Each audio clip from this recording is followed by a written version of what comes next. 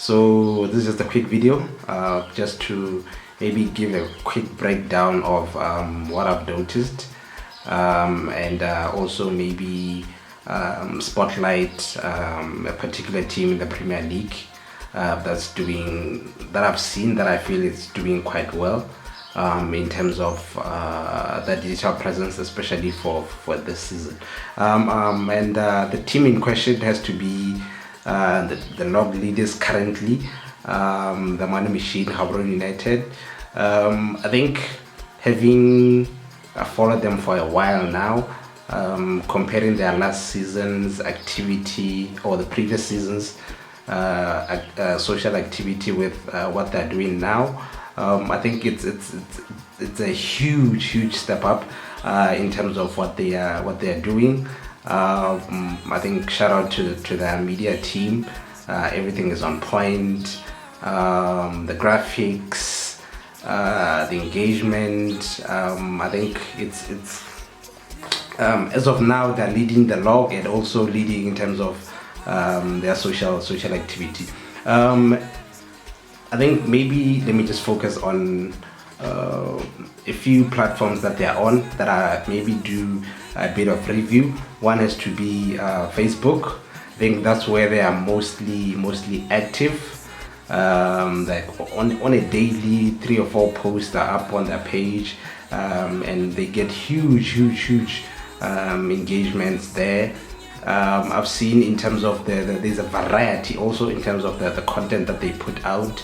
The same graphic that they use for a particular game, maybe for a match day poster, it's not the same as maybe next week's poster. So I like how there's diversity in terms of how they put out their content. It's not always the same thing, and also when you go to that page, you always find something interesting, something new, and I think it's really good of them, really the innovative part of it in terms of how they put out that content. So also I think Facebook they have the hugest, I think they have the biggest engagements, the engagement rate in terms of the content that they put out as compared to the other teams that I've checked out. And then also I've seen that they add a bit of humor. There's an element of humor in terms of the content that they put out.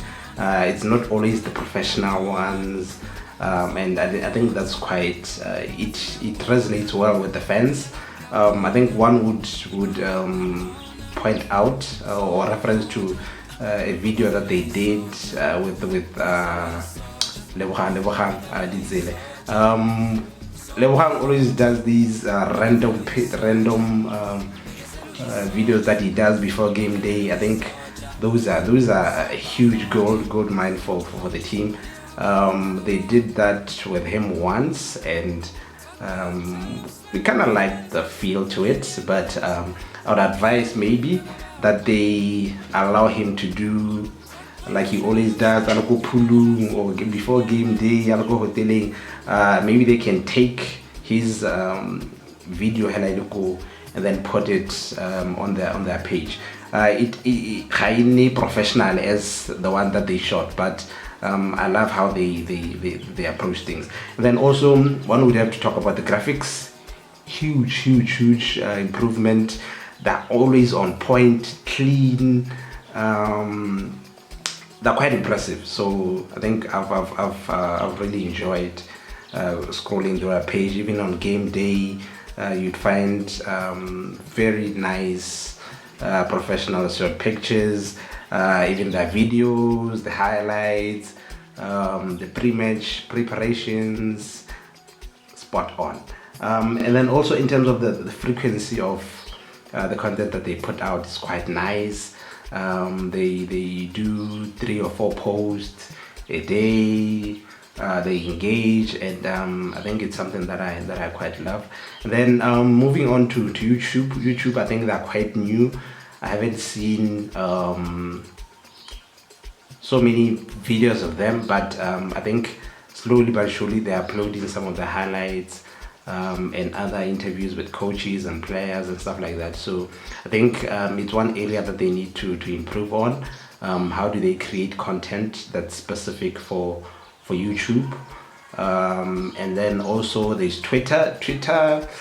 They're not much active. I think their last post was in January 18th, if I'm not mistaken. I think also that's one platform that I feel they need to utilize. That's one platform that I feel it holds. It's a gold mine for them if they use it properly. They can do their match, their live tweets during games. Platform that's a conversational platform. So I feel they also need to invest, maybe do a bit of research in terms of how it works if they're not familiar, just to engage with our audience, jump on conversations. A lot of conversations on game day about matches, especially them, usually happen around Twitter. So I think that's also a perfect platform for them to jump on and just engage with people, give updates, and yeah. So I think that's one platform that they need to invest in and see how it works. And then in terms of Instagram, they're not that active.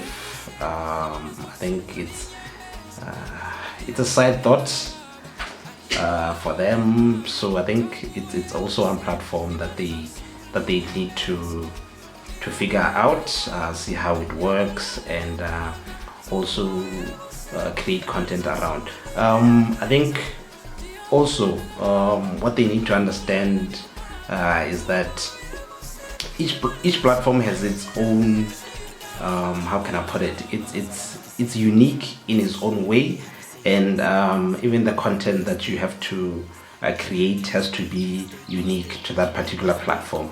So you can't have the same post running on Facebook, the same post running on Twitter, the same post running on Instagram.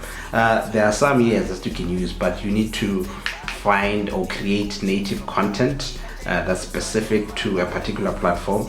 So I feel for them right now, that's where they need to prioritize in terms of where, if they create content for Facebook, how can they repurpose it for it to be used on Twitter?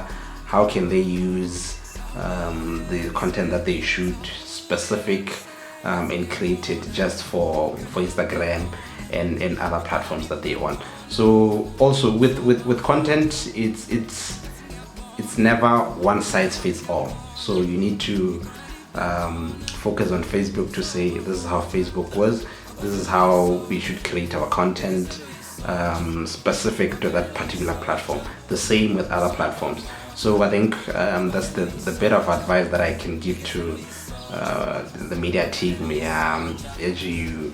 But overall, I've been impressed. Facebook is on fire. Let's make sure we utilize other platforms so that